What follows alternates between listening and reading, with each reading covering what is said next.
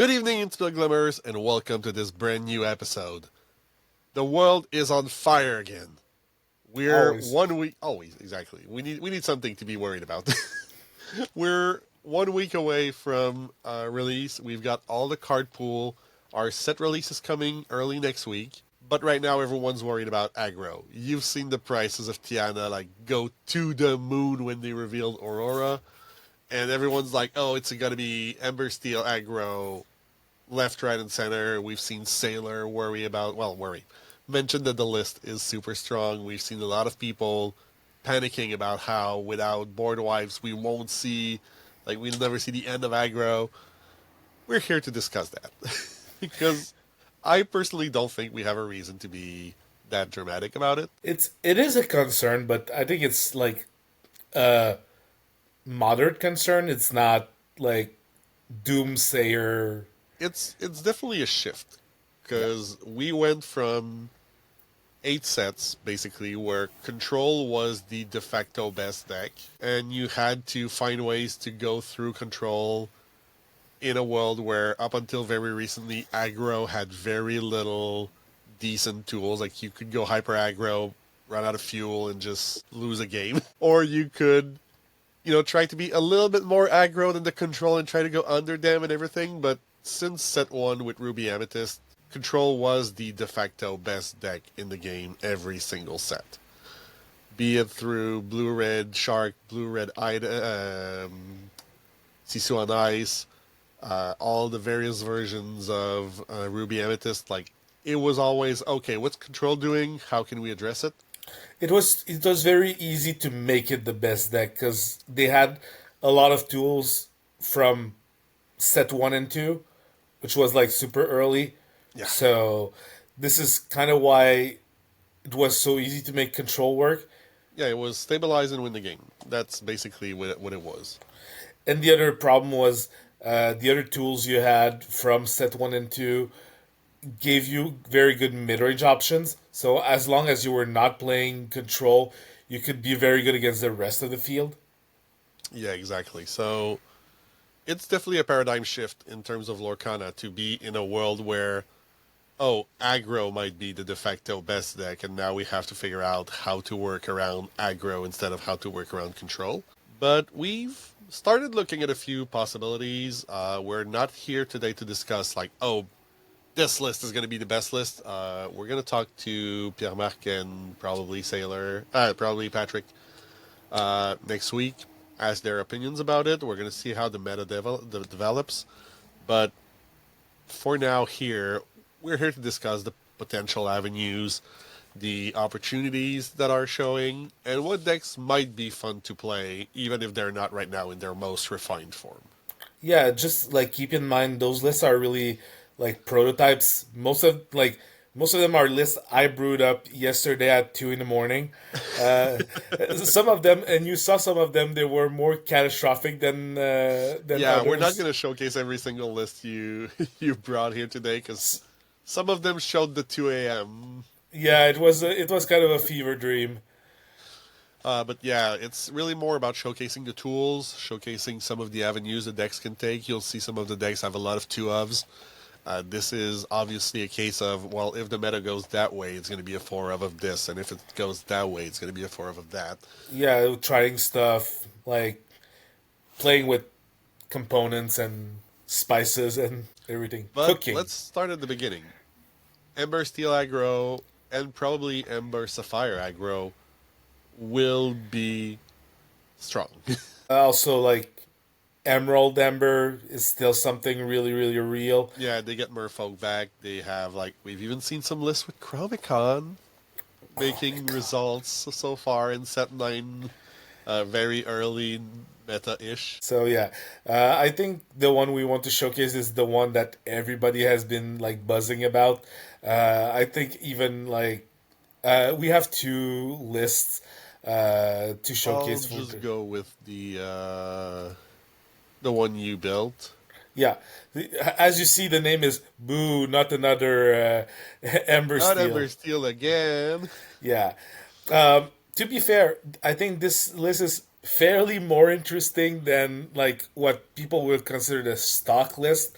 I made some choices to make it a bit more grindy, still make it very very explosive. You see like the usual suspects: Rhino, Lady, Daisy, whatever. Yeah, Tiana, like who Lawrence is there, Shift Rhino's there. I've put my probably my favorite one-two punch of the set that people have not been talking enough about, in my opinion, which is Lilo and Stitch. So 3-drop Lilo into 4-drop Stitch. I think this is like a very good tool to address aggro. It is not like by any means a super early tool, but it's a super good engine. Like once it gets running.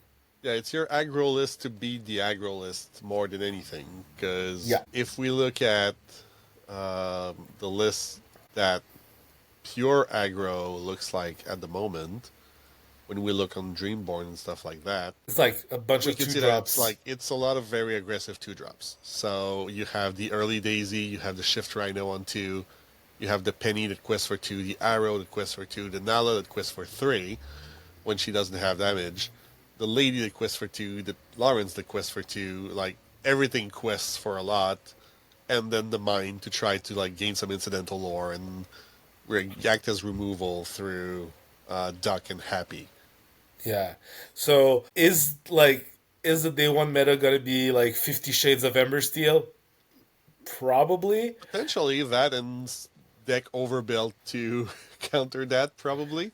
Yeah. Although Well, I'll say one thing that is encouraging, at least to me, when I'm looking at those lists, is the very real choices people have to make. yeah. Because when you look at a list like this, it doesn't have space for Tiana, because it already has 14 uninkables. When we look at your list, you don't have space for Nala, and you only have space for two Docs, because again, you're at like 15, I think, uninkable. Yeah, And 16. 16? 16 uninkable. So Which the is higher amount than what I of, like. It yeah, it's much higher than what I like. the amount of very good tools in Ember Steel is super high, but a lot of it's uninkable. And at some point, you're gonna run into the problem of, oh, I've mulliganed, I have Rhino, and five uninkables, and I'll have to ink my Shift Rhino turn two, because that's the only ink I have in hand. So it's, to me at least, it's not all doom and gloom, because when people say like, oh yeah, but they have Nala, and they have Tiana, and they have, yeah, they also have Daisy, they have Doc. When you put all of those uninkables in the same list, you arrive at like 21, 22, 24. People are not going to run that. There's going to be choices to be made, and those choices are where other decks are going to be able to take advantage of the matchups. Yeah. Like I want to touch upon like a little point. And this is probably very me. I just don't like lists that run four of Doc. I think it's such a miserable feeling being stuck with at least two Docs in hand or more. Like But what are at you the gonna same do? time, if you remove some decks from this list with no Rapunzel, you're going to go back to aggro being aggro, which is turn three you're empty-handed and you're top decking for the rest of the game. Yeah, which is So which is why like if you go back to my list, you see that there are like other ways to draw cards or to generate card advantage. Uh, as I mentioned, there's the Stitch that goes really well with the Lilo, and you also have two Big the other Stitch, Stitch. which also goes well with Lilo. Incidentally, also like it draws two cards. It's a humongous body. I would Like still argue though that 4-4 drop, 4-5 drop, 2-7 and 4-7 drops is a lot more mid. Like it's an aggro-y mid range, yeah, yeah. but No, this is not like floor to the ground, like pedal to the metal aggro. no. Like I said, I will recognize that I built this as an answer to what I would expect aggro to be. Yeah, But it's still I think a but fairly it can interesting. still like early game aggro and run away with a game if necessary. Yeah, exactly. Like you have your quintessential Daisy and Rhino shift line. I even included like the other Lilo because it's almost like a theme deck at that point. It's a Lilo It's and your Stitch Lilo and theme deck. Stitch list.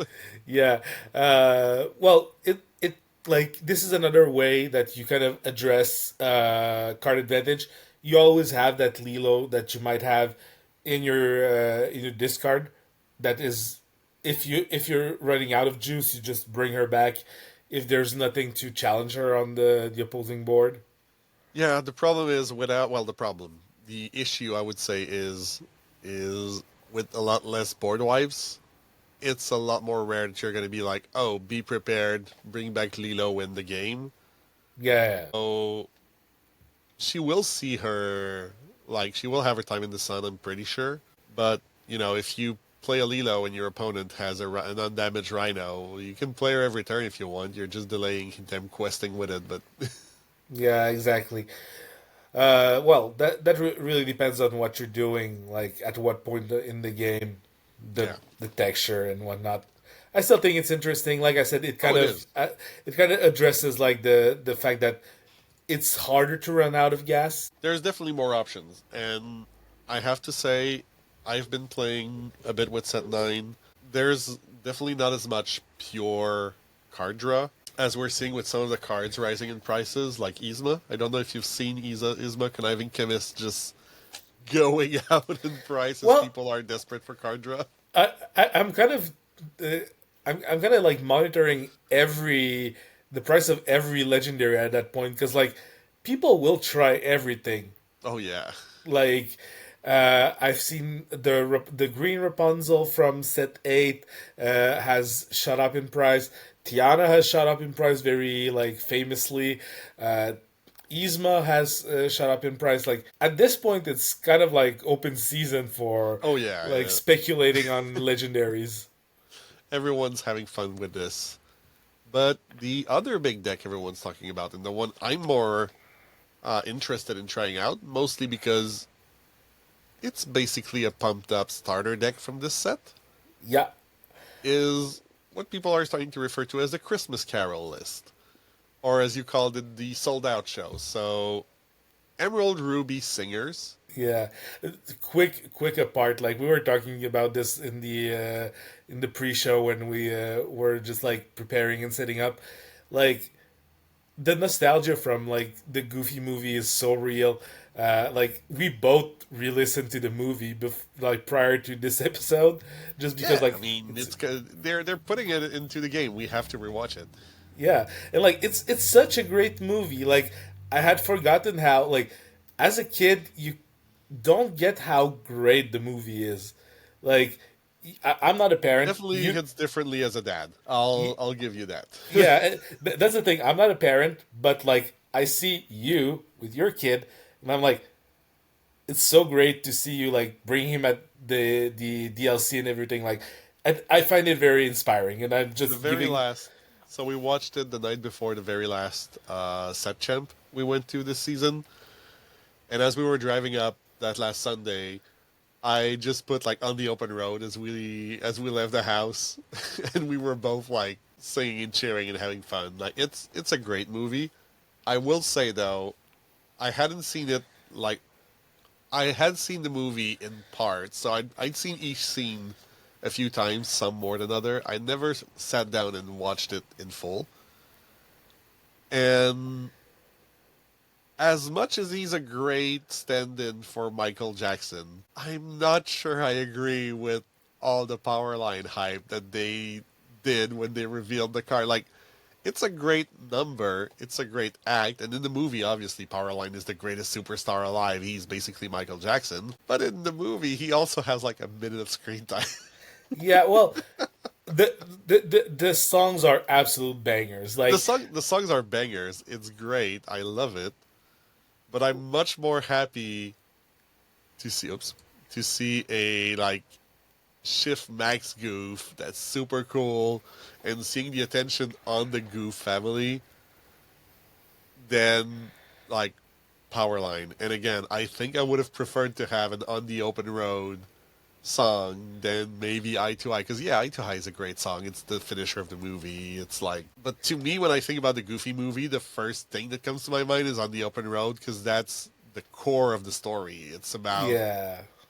And that challenge between Max and his dad, and the fact that he's stuck on this trip with him. And yeah. Well, that's the thing. Like people are gonna remember like the really big bangers. Like if I have to be totally honest, like I've been playing Stand Out and Eye Stand to Out is Eye. amazing.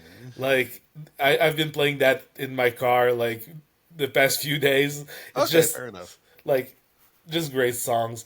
On the Open Road is more of like your classic Disney It's a song. classic Disney song. Yeah, Yeah. it sounds very Disney. But anyways, like back to the card game. Yes. Like this list is has also been like I think showcased on the like main Lorcana site as an idea of what you can do with the red and green cards. This Mhm. is a more I want to say uh, powered up, optimized version of it. And I have to be completely honest. I think I've gotten like four cards away from another version I've seen on Dreamborn, so it's Yeah, almost auto build at this point. pretty much. Like it's the new Steel song as far as everyone's concerned. The main goal against Aggro is to shift power line on 4, sing Under the Sea, find maybe a Mother Knows Best, that you're welcome, or a Bee King for whatever is going to be remaining after that Under the Sea, Most and definitely just like Rhino or something. yeah, like a shift Rhino, and just obliterate whatever they have until you can put a Maui, put a Max on board, and completely wreck their world. Yeah, like the only thing that I think that people were kind of passing up on and is the thing I added to the list is the Lilos. Yeah. Like most people are not considering the Lilos. I understand why it's kind of more iffy than the like red green discards list before rotation, where you had like very a lot of cheap actions. Now all the Well, I actions, mean, Powerline just has to sing one song. He's gonna find the second one, and then your Lilo's free. yeah, yeah, And then you exactly. ready the Powerline and you do it again. That's why I put two Lilos in there. I don't think you can max out on four. Like it's gonna be too hard, and they're gonna be dead too much of the time. But Yeah, yeah, two yeah. of them, you're gonna live the dream once in a while. And I mean, she's inkable. Yeah, And she's and got a also great enchanted. yeah. And also like you can enable her with Max Goof as well quite easily. Yeah. Like even if you don't have all of the actions in your hand, you're just gonna recycle something and Although your max is only bringing back Mother Knows Best, basically. it can bring Be King and You're Welcome if you need to. It's cost her. Oh, we're not talking about Psych Max Goof. Sorry. I was talking about the small one. You're talking about the big one. Yeah, I'm talking about the big one because the big one just like plays the action, so it already puts your action count to one. Yeah, yeah, yeah, yeah. So yeah, Excellent. So that's like, the big new deck that people are expecting to see. it's the Under the Sea list, which is like the only board wipe we have left. I want to say. Yeah. Well, not you want to say it's the only board wipe we have left. Yeah, I saw some people trying to make it work in like blue green to make it work with Sapphire Coil. Yep. I'm still very skeptical about this one. So now we're gonna get into another big contender. Like, people talk about aggro, and people want to have their control deck. And okay, how do we deal with control now that blue red's no longer really viable? You've tried a few lists. They look kind of iffy. They want to get there, but they're missing a few key components. Uh, but the big one people are talking about is obviously Blurple, right? It's like, oh, it's not losing that much. It's keeping the Hades, it's keeping the Elsas, it's keeping the Bells. The like You three have drop bell is still there. You just need another one drop item. You have Into the Unknown, which is a pure removal for something that's exerted. Like, okay, yeah. we have tools here to work with, right? Yeah, so like your way to cheese Bell in that list I found was Retrosphere, which doubles up as removal. It's either you use your retrosphere as removal. Like, and interestingly enough, it's one of the lists that I've seen with the least characters. Characters are going to be like the bread and like they were already the bread and butter of the game. Like, Yeah, but you can tell they really wanted to refocus it, especially with the like latest rotations where there was a big item list running like 16 characters or something, and there was yeah, like the big action list with Shark McDuck that was running almost like 13 on 24. characters because four manners and like 20 plus actions. So you can tell they really wanted to refocus everyone on, hey, we're here to play characters, we're here to be Disney. Yeah. So, like, But yeah, four retro spheres as your one drop that can either act as a bounce to remove some tempo to your opponent, which or as is a way to bring your bell on turn one, basically. yeah, it's kind of how you decide to play it against aggro. Which one is the better tool? Do you need to be challenging? Do you want to have the option to sing into the unknown as early as turn two? Like, Do do you want to do build a snowman? there's no Olaf. There's only Elsa in that list. Okay.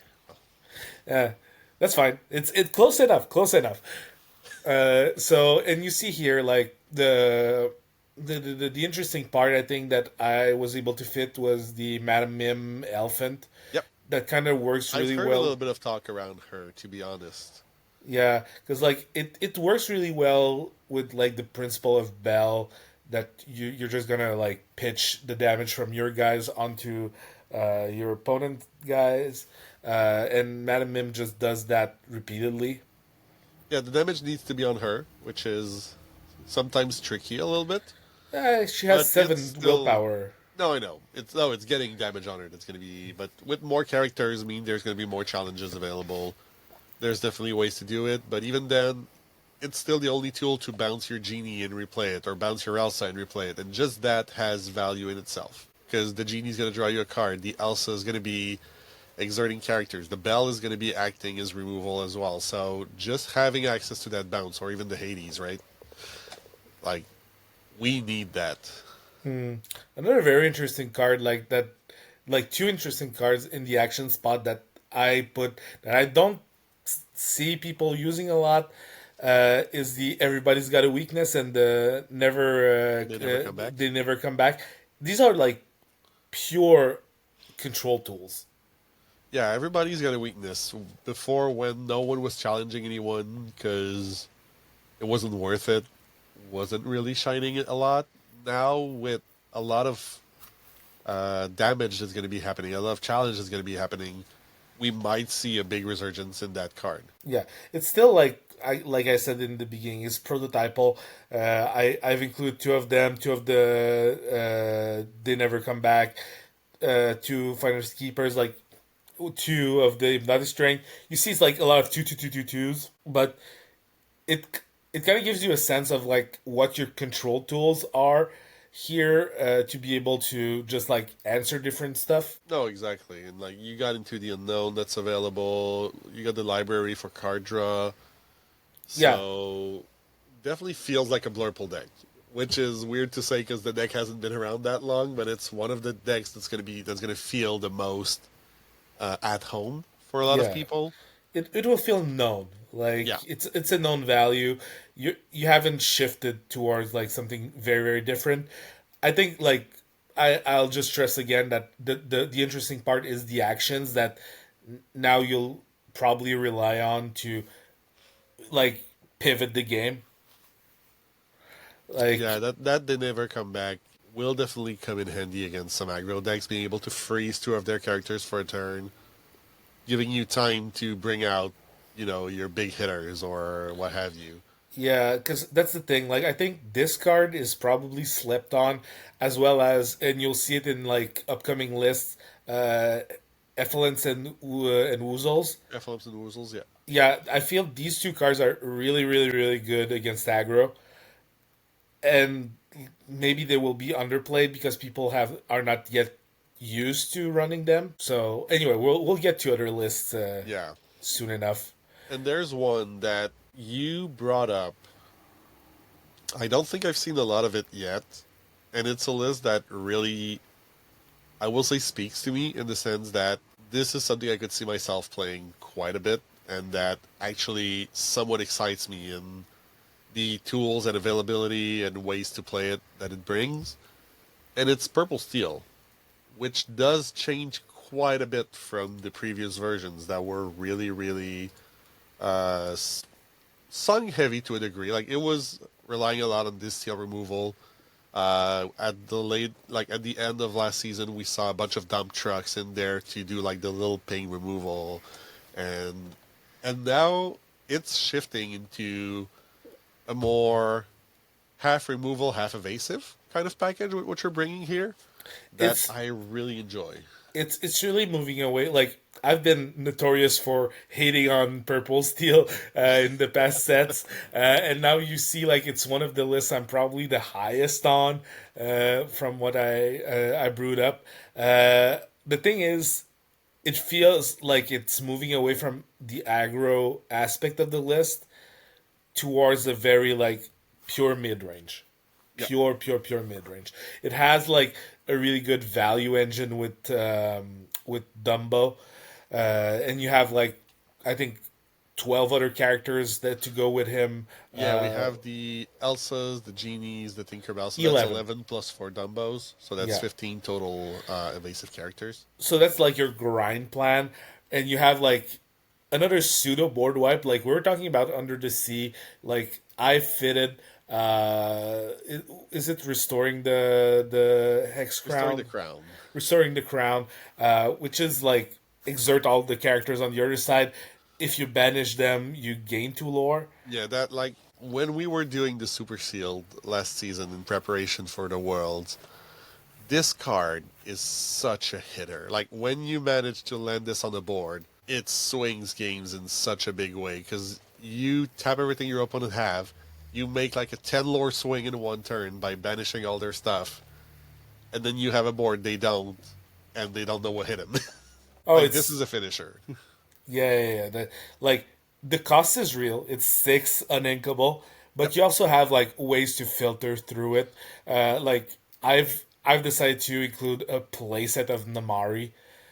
Like it's and the Namari is gonna be like humongous every Yeah, game. that card's gonna be huge. So again, You have your I've Lilo and Stitch again, as we yeah, the talked package. about. Yeah, exactly. I love that package to bits. I'm playing the 3 drop purple bell because you don't have access to the blue one anyway. You don't have many items here, Hmm. so it's a good way to be shifting. Also, it does a little bit more of what the big one does. Yeah, and being able to say use your Calhoun to remove something with 2 attack, and then play the bell, and suddenly you have 4 like total damage for that turn. That's enough to remove almost anything. Like you can challenge with the Rafiki on a Daisy, for example. Okay, 3 damage, 1 counter, play the bell, finish removing the Daisy completely. Your Rafiki no longer has damage on it. There's it enables some plays, and then the turn afterwards on 4, you're able to shift to the bigger bell and just go wild. And like just I'm addressing that like I'm seeing it right now as seeing the overall look of the list. Maybe the your Rafiki wants to be Captain Hook because just in the hindsight you prefer the 1-2 to the 0-2 if someone Yeah, wants to bump into it. yeah. I mean, it's both are definitely viable. I don't think we're going to see a lot of hyenas uh, No. in the meta, but we could be surprised. We've seen some of them. Like I think it's Shenzi. We've seen a little bit Yeah. Well, previous sets. uh, it's the other one. Well, I don't remember the name, Is but it the Ed? 3-2 that it's the 3-2 that Yeah. Questor 2. Yeah. That's the one I'm talking about. Yeah, I don't remember the name. Maybe it's a Shinzi. But yeah, no. If like either Rafiki or Hook, and you were debating as well Cusco or Honeymare in the 2 drop spot, depending if you need the card draw or the lore gain in the 2/2 body.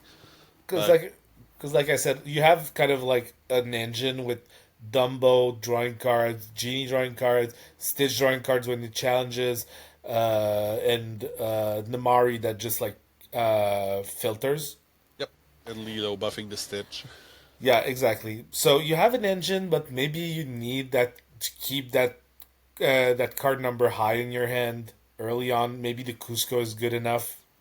I mean, you need to get to those big pieces, and you need to ink enough to get there. So we'll see how the games develop, basically. Yeah, But definitely one of the decks that I'm interested about, and mostly because the Dumbo is playing a role, but it's not. Oh, this is a Dumbo deck. It's not like all in evasive Dumbo and just fill the yeah, board with evasive, play the Dumbo, quest for a million, which I feel will be a little bit too telegraphed in terms of how those decks will. yeah. Like the one tracked green purples decks that are like all in on invasives.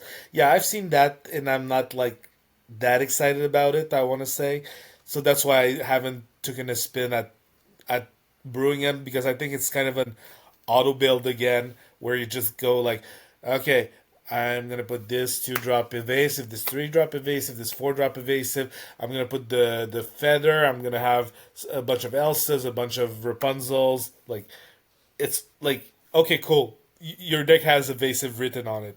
Yeah, yeah, yeah. And then you have a Dumbo, and you hope to last long enough to be able to tap everything to draw cards and gain lore. It's like it feels that if Steel finds a way uh, to really interact with you, your your strategy kind of falls apart. I mean, the one thing I will say is that the well, I was about to say the very last card, but it's the second to last card to have been revealed for the set is Smash, and Dumbo kind of dies to Smash. He does, and like Smash is always 3 damage. You don't have to work around it like strength to have three it's characters. Also, it's sinkable. It's 3 damage. It's like and also like having 3 characters is not gonna be a big cost this format. no. Like going one, By two, the three. way, I'm gonna cut it off here for a second because I assume you've seen it, but we haven't talked about it. Did you see card 0 out of 208? We don't talk about it. Okay, cool. Yeah, whatever. But to the It's point where I thought it was fake when like it first started showing up, so and they I had to got see you. someone pull one in a pack to be like, "Oh, they really went there." Yeah, so they got you. Like it's the same thing as the misprinted foil Oh, yeah, screw that. half border. It's the exact same thing. It's just like gotcha. To me, it's closer to like the 626 Stitch. Yeah, sure, sure, sure. Like, I like the fact that they went there, that they did this card that, oh, we're not gonna spoil it. We're not gonna include it in the set numbering so that no one is looking for it. Oh, we lost your audio. Yeah, I heard that. Sorry. It's going to be there as a surprise, basically. And people are going to discover it when they open the packs. And I really love that they did that. Yeah, no, it's great. It's a great humor and like I've seen admins joking about it on like the global group. Yep. They were doing the joke of like take a shot every time people are talking about the misprint foil cards in set 8. Now it's Now it's going to be every time people mention this card. And, oh, what is it? Why is it number 0? Is it normal? Is it like. is it a misprint? Anyways. Love that card. I'm great to see. Like, I'm happy to see that card return as well. I really like the mechanic. So It probably won't work as well as it did when brooms were in the format, but no, for sure. we'll see. We'll We'll see. see. Do we have anything else? We Yes, like we you have two green steel lists that I want to go to. I want to really quickly touch on one and then spend a little bit more time on the other. yep. But something I did encounter in set championships this set, and that is going to be viable next set, is green steel pirates. So we have a lot of good pirates in green steel. We have good synergies. We have amazing shift lines in Captain Hook, Pete, and John Silver. And there's a lot there. The one thing I will say I'm surprised you didn't put in there, especially considering you put it every freaking where else, is let me point it out for you. This is an alien. This is an alien. This is an alien. This is an alien. This is an alien, and this is an alien, and Yeah, no Lilo. yeah. Those beats should probably be Lilo's. It was 2 a.m. when I cooked it I up, know, I know, but like so for all the lists with the Lilos, I think this one will deserve it because it's full of aliens. But this is a deck that also pretty much builds itself. It's very straightforward to build it. We have great pirates, and we don't have too many of them. actually, it's funny that you say it's straightforward because I had choices to make. Although there are, but like the core of it, of like, well, you need something to shift your peak, your John Silver, and your hook. So like you're gonna have your small Pete, you're gonna have your one drop hooks. You're probably gonna have your 3 drop John Silvers because they also like are very useful on like when you play them. And then how you build the rest is pretty much up to you. Like you win with Desperate Plan. I would have potentially went with I'm Still Here to keep with the team of Treasure Planet, but like there's ways to do it. I like the Tug of Wars. So how you build the rest of the package, like the fire the cannons with the hooks that return them. Chef's Kiss, one thing I've loved since set one in this interaction. So no, definitely a really cool list, but not one that I want to spend a lot of time talking about because Yeah. it is fairly like one track. You play pirates, you destroy stuff, and then you give them resist by questing and doing stuff, and you try to get to 20. I think this is gonna be a list probably for later on, Yeah. because it I don't feel it fares quite well against like aggro and super optimized strategies that go fast and that will probably get under it. It's still surprising. There's a lot of 3 attacks in there. Once you There's a get lot the of resist removal. going, like you have the John Silver to give Reckless. There's, I feel the list has legs, but Yeah, we'll see at one point it's gonna shine the most. But like that hook into like shift hook turn 3, 4, 5 with resist and all of that, it's like it's big. It's so big. last set it was already a bit of a nightmare to to deal with, and I'm very curious to see where it goes. But that's not the green steel list you wanted us to talk about. You wanted us to talk about your special sauce.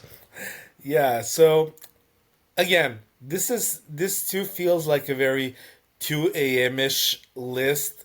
It's really in line with what I like doing with like shift lines and green steel. Um, it's still like It's your green steel morph without morph. man, Morph would have been so good in that list. Look at it.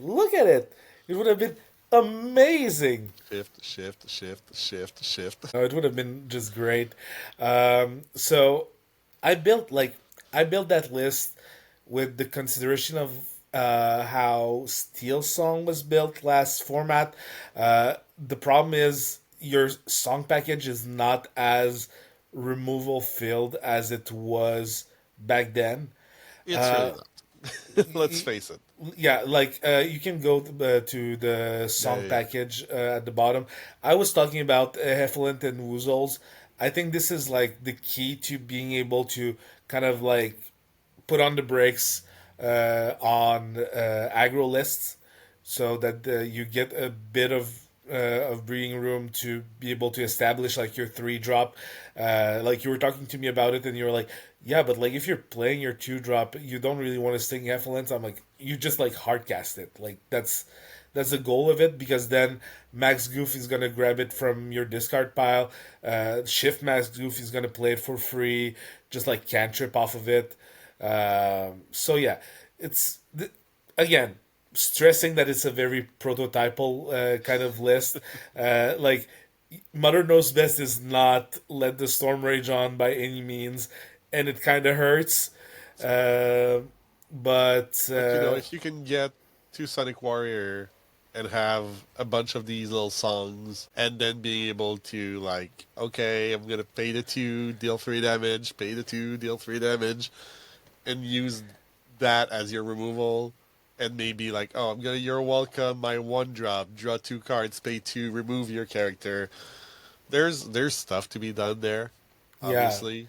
it's just that now you have to work a lot harder for your Yeah. Sonic Warrior to be good, which had become like an amazing card by the end of set 8. Yep. Like it was a mainstay in Steel Song. Now you kind of have to work hard for it. Like if you go back up and see what you have to shift it on, it's not as great as a Spectacular Singer. Uh, No, no, and we sadly like we have the four drop Tinkerbell, but she's a four drop. Like you're not gonna have it on curve where you play the small one and shift. Like I put the 3 drop in there. Like you have the Ariel and the Tinkerbell that are clearly there as filler. Like they're shift targets and they allow you to kind of shape your hand. One is definitely better than the other. The Ariel the only I requires was you to about to place say, like, I think if I were to build this list today, I would go four of an aerial and just wait for six to drop the Tinkerbell. But in that format. I think shifting Tinkerbell on 4 might be more important than we realize to just be able to like ping everything, take down something, and take down something else. Like going 2 for 1 in the format that will go wide will be fairly important in my opinion. it will be, but at the same time, this is not a morph. Like, how telegraphed does it have to be when you drop a small tank on turn three, where your opponent is just gonna be like, "Oh yeah, let me exert my whole board for you to crash into," because you're definitely not gonna have the big thing there. Well, if aggro decides not to quest on a turn because they're scared of Tinkerbell, you're still happy about it. I think. Yeah, it depends how many characters they drop in the meantime, and if they can just win outright the next turn, right? Yeah, well, this is why the rest of the package is there. Like, Yeah, if you start picking out things like with Mother Knows Best with the Stirring and Raging Fire, also like you have your own really good grind plan in there. If you like realized, you can go back to the 4 drop section. It's like I included Phil. I tried him when he was first printed in set 4. It wasn't that great. This time I think it might be better, just because there's quite a few heroes in there for sure. like your only non-hero characters are the Bobbies, the 2 Tanks, and the Doc. Docs.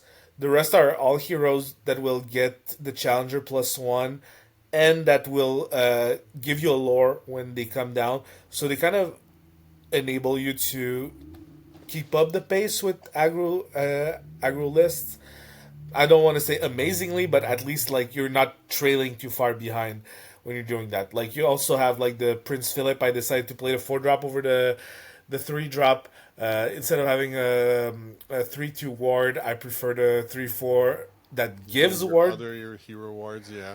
which is interesting because it makes your board very resilient to anything that's not aggro. Yeah, I guess.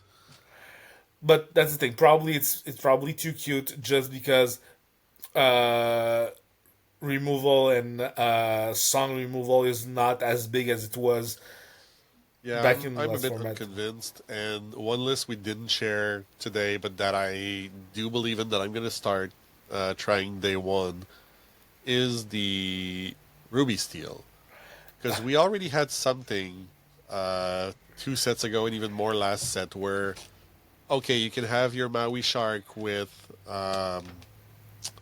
one last hope on it that can challenge ready characters, and then with the Mushu, gain two lore. Like there was already a great engine there where you had the Queen that can draw cards when you challenge, that's still there. But challenging just didn't matter. And when you prepared your board and got B prepped and got left with nothing, it was terrible. But Yeah, now without that, like that challenge package is still pretty much intact. And like you have the two drop Rush Queen or the two drop Damage Queen that shifts onto the card drawing Queen. You have the Mulan that can challenge ready characters. You have the Lilo and Stitch package. Like there's a lot to play with there. that's kind of the problem. Like I was revisiting my set 7 list, which was like the last time I played around with that idea, and then like went into full fever Oh yeah, I dream know. mode. Like you There's saw too my much list. options there. It was just two ofs of everything. Basically, is what your It list was. it was 3 lists smashed together, trying to do something, and I was just like, oh yeah, now it's 3 a.m. in the morning. Time to go to bed. Yeah, no, it's completely fine. But I do believe that there's a potential for Ruby Steel Yeah, to be doing some I agree. damage to aggro because it's big bodies. It can challenge ready characters. It's got evasiveness. Uh, it's got everything it needs to be able to do some serious damage. And now that challenging matters, it can draw cards off of the queen, which might be relevant. I do agree. I I think it might equate to something, and I think there are different lists, like we just said. Like I think there's a very Mulan centric list Yep. that has the built-in ability to challenge ready characters. There's maybe a more action focused one with Maui Shark, and lastly, I think there's a more like I don't even think you need to be that action focused for Maui. Like, no, but you last time Maui was working well with literally just two actions in the deck. yeah, It yeah, yeah. was Fan the Flames and I named it earlier. You have it in there. One last one. One last hope. Well, now Well, Fan the Flames not there, obviously. yeah. I still think like you can play like generically good actions like strength and pirate life. But I think pirate life is kind of essential with Maui Shark just to be able to take off aggro of like Yeah, yeah, yeah. lethal Their winning range. turn. So you're like on 4. Maybe it's gonna take like I don't know 10 to 15 spots in your list, and this is gonna be it. We'll see. Yeah, and one card that I think might become relevant, and we're not really talking about the list where this card is being played here, but I genuinely have a hunch that if aggro is going to be important, then we might start seeing a little bit of this card here. So Candy Drift requires you to be an Ember and Ruby, which is a really weird pairing, don't get me wrong. But I think there's some interesting things to do in Ember Ruby. And being able for 2 inks to draw a card and get +5 string to a character is a really great kamikaze on basically anything. Like It's a if great you know you're gonna like you want to crash something into it, it's gonna be defeated. Like it's a Maui Shark, for example. It's a 7/5. You're not whatever you throw at it is not gonna survive. Yeah, but now you can throw something that has like literally zero attack, and it's gonna get through it. Yeah, you could literally like if it weren't a good the color combination, you could stick that on a Diablo and just Exactly. Like crash your benefit. Diablo into Hades or something. Well, Hades is 6. It's not. No, but into like Maui Shark, if you have a way to make it evasive, into Yeah, like what this deals really well with, and this is the is a main point. Rhino. Rhino, exactly. Yeah, when you play a one drop whatever, and they play a Shift Rhino quest turn 2, and you just go like, okay, let me draw a card to replace that card in my hand, remove your Rhino that you spent 2 turns playing, and go ahead, start again. Yeah, actually, like parallelly to that Candy Drift, like you were talking about ways to really deal with stuff early on in the game. I feel that like everything that has 3 power, either it would be like the Captain Hook Challenger, Yep. the Calhoun, works really well with the new Lilo that gives Challenger +2 when she arrives, uh, when she enters. Like it is those are clean ways.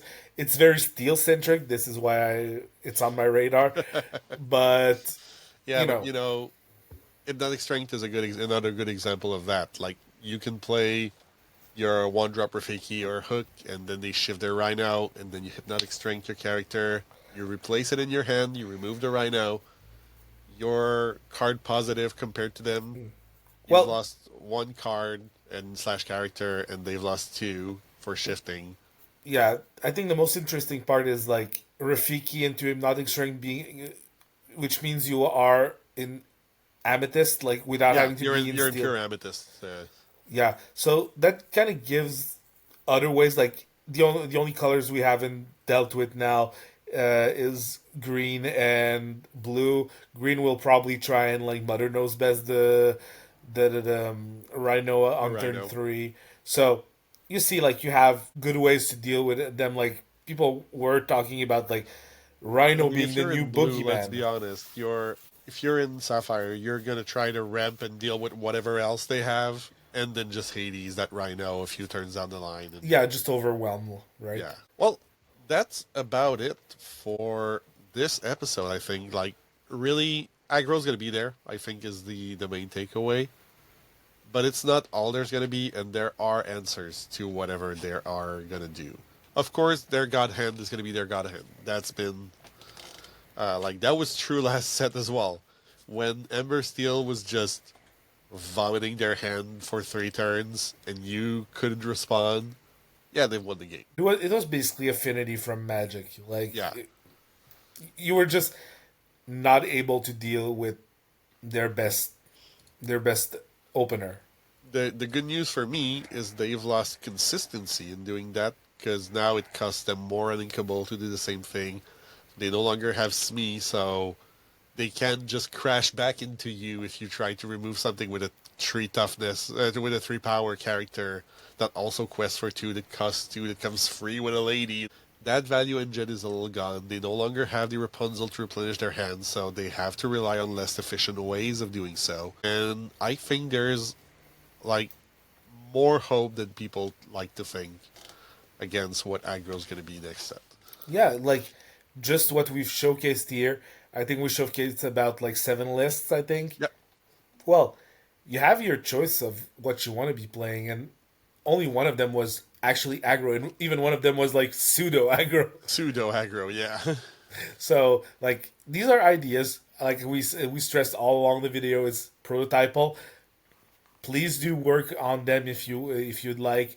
We're not like privy to those lists. Like I came up with them like earlier yesterday, but I'm not like, oh, this is so super secret tech or whatnot.